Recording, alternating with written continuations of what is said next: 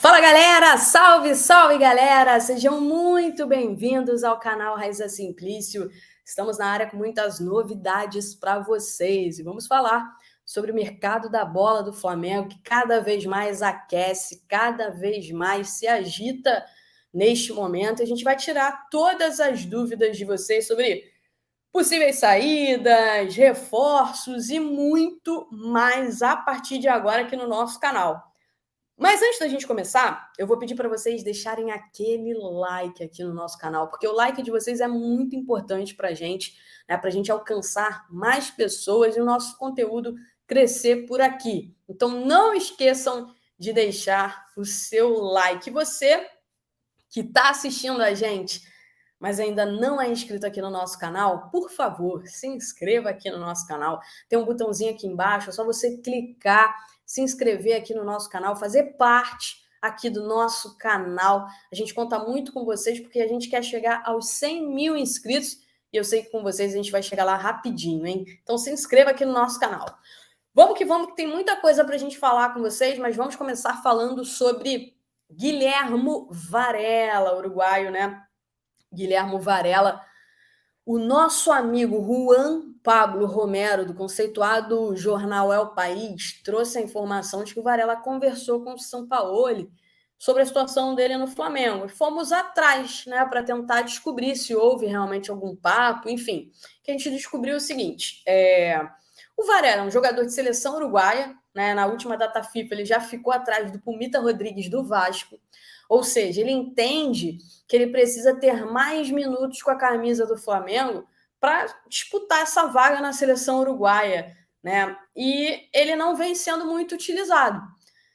Não vem sendo muito utilizado. Inclusive, no último jogo, o Sampaoli preferiu colocar o Fabrício Bruno, né, quando tirou o Wesley, do que colocar o Varela. Então, ele meio que improvisou o Fabrício Bruno e não colocou o Varela. O Varela foi na boa conversar com o Sampaoli, que a gente soube, foi uma conversa muito franca, né? Os dois conversaram.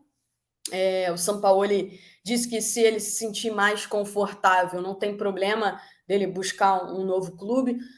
Fato é que o Sampaoli não vê ele como indispensável e se chegar alguma coisa por ele, ele pode realmente ser negociado. O staff dele recebeu algumas sondagens, mas até o momento nada de concreto. Só que ele quer entender esse cenário, né, porque ele precisa ter mais minutos em campo. E o Wesley é considerado titular hoje da posição, é um jogador valorizado pela comissão técnica.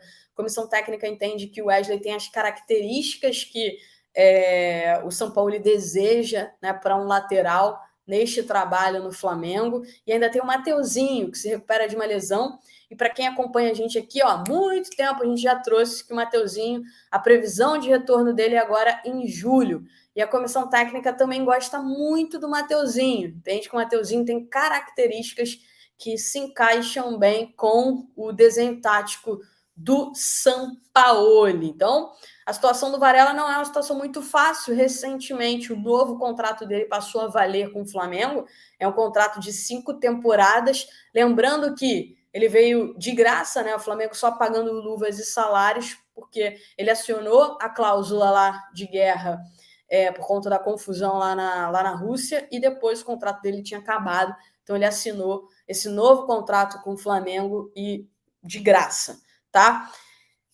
Mas vamos falar sobre o Claudinho, porque eu sei que tem muita gente na expectativa para saber sobre a situação do Claudinho, né? O GE trouxe que o Flamengo entrou em acordo com o Meia, só que, gente, a situação ela não é com o Claudinho.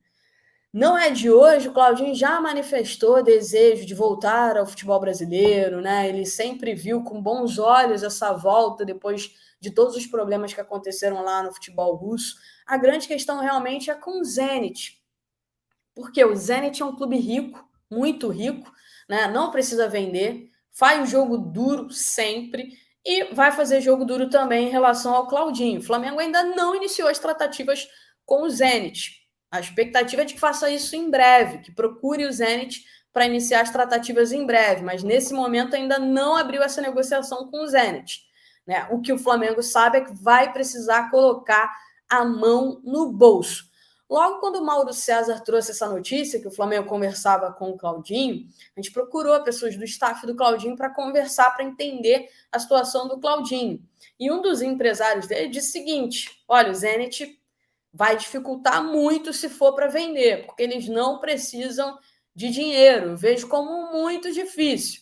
E empréstimo sem condições, o Zenit não vai fazer isso. Então, Flamengo, para trazer o Claudinho, vai precisar fazer um investimento altíssimo, né? Talvez até mais alto do que o Gabigol, que foi uma grande compra, o Everton Cebolinha, que foi uma outra grande compra, e o Gerson, que também foi uma grande compra, estão entre as maiores compras do Flamengo. O Flamengo vai ter que colocar, gente, a mão no bolso para trazer o Claudinho. Essa é a grande situação. E com esses investimentos, Raíza, será que pode sair alguém? Sempre pode. O Flamengo vende e compra, compra e vende. Assim funciona o Flamengo. E nessa janela não vai ser diferente. E aí eu explico para vocês por quê. O Flamengo já ultrapassou a meta de compra para 2023, tá? E também já bateu a meta de venda. A questão é, para entrar, o Flamengo vai ter que fazer sair, vai ter que fazer dinheiro também. E se chegar alguma proposta para algum jogador, o Flamengo vai negociar. A grande questão é que o Flamengo prioriza vender os jogadores mais jovens, porque são hoje os jogadores mais valorizados no mercado brasileiro. São as joias, né?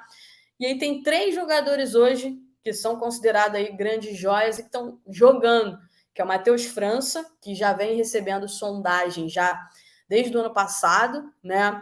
O Vitor Hugo e o Wesley. O Wesley, que inclusive quase foi para o Barcelona por empréstimo, né? Quase foi no ano passado para o Barcelona por empréstimo, a situação melou e ele acabou não saindo.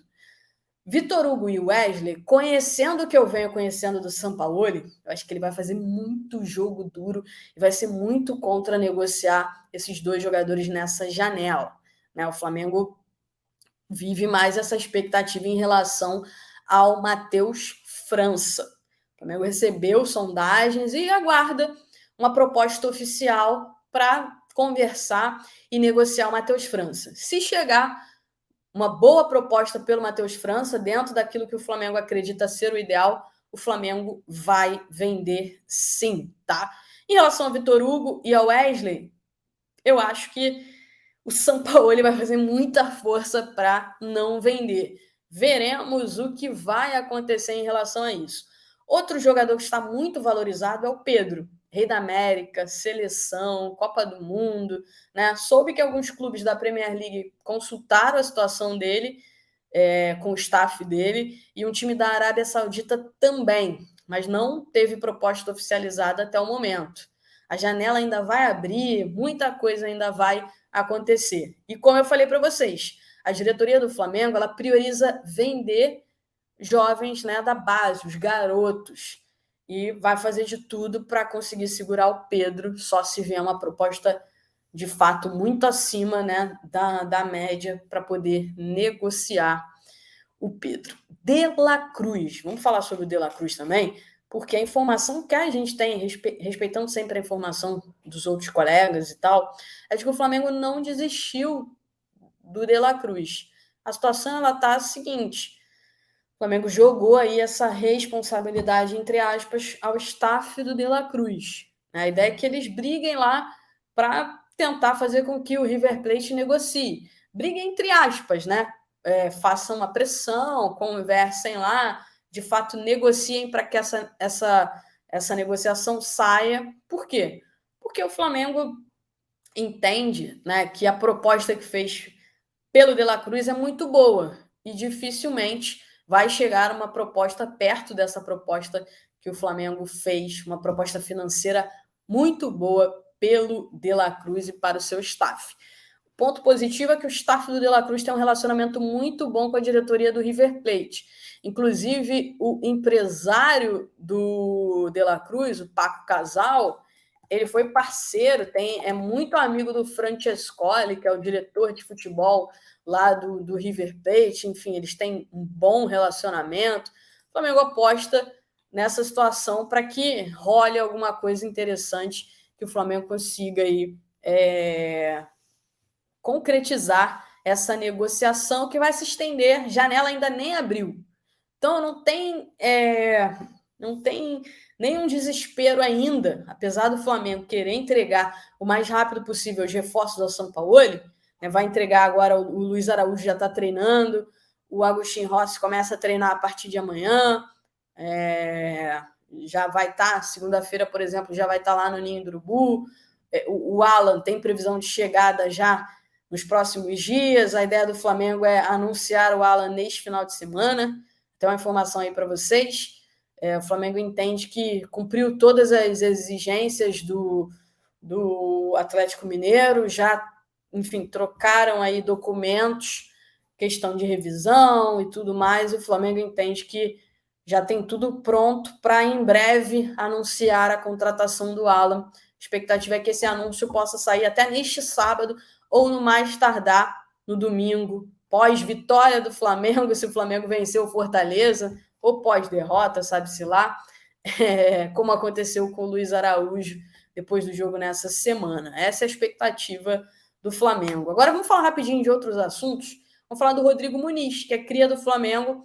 O Atlético Mineiro está tentando a contratação do Rodrigo Muniz. Só que o time do Rodrigo Muniz, né, não quer empréstimo, e o Atlético Mineiro quer o empréstimo do Rodrigo Muniz. O Fulham prefere uma venda. O Grêmio também tem interesse no Rodrigo Muniz, também está conversando com o Fulham, mas a prioridade do Fulham é vender o Rodrigo Muniz e não emprestar, o que foi tentado por esses dois clubes até o momento.